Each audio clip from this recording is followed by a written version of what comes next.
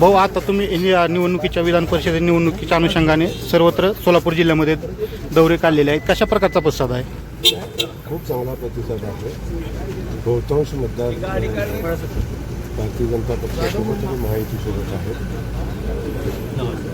आणि महायुतीच्या बाहेरचे बहुसंख्य लोक हे महायुतीच्या उमेदवारासोबत आहेत. राष्ट्रवादीचे राजाभाऊ विक्रमी मतं निवडून येतील त्याच्यामध्ये किती शाळाने आणि हे वातावरण बघितल्यानंतर मताचा आकडा खूप ह्यूज असेल.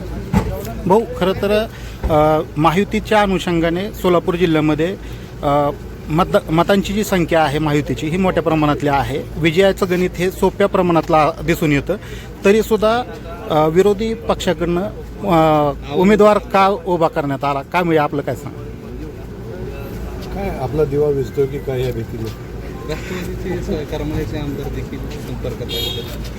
बिलकुल सगळ्यांशी माझे संबंध खूप चांगले आहेत. या मतदारसंघाच्या विकास कामाच्या संदर्भात मला येतात, सगळे भेटतात, मुख्यमंत्री मोदयांना भेटतात.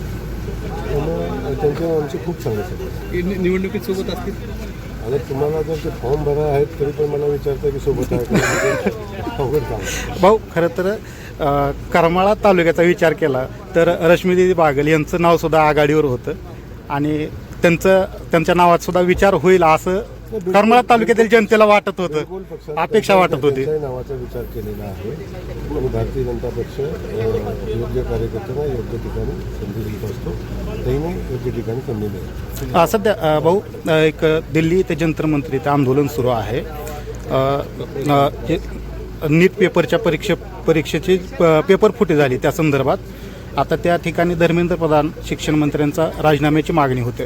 काय सांग?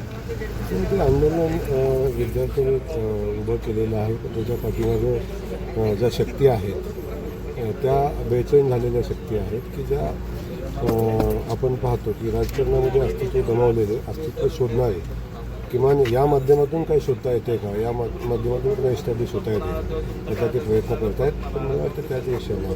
करमाळ्यातील सावंत गटाची काय भूमिका आहे? तुम्ही भेटला का त्यांना? सावंत फॅमिलीने मला शब्द दिलेला आहे की ते राजाभाऊंच्या पाठीशी असतील.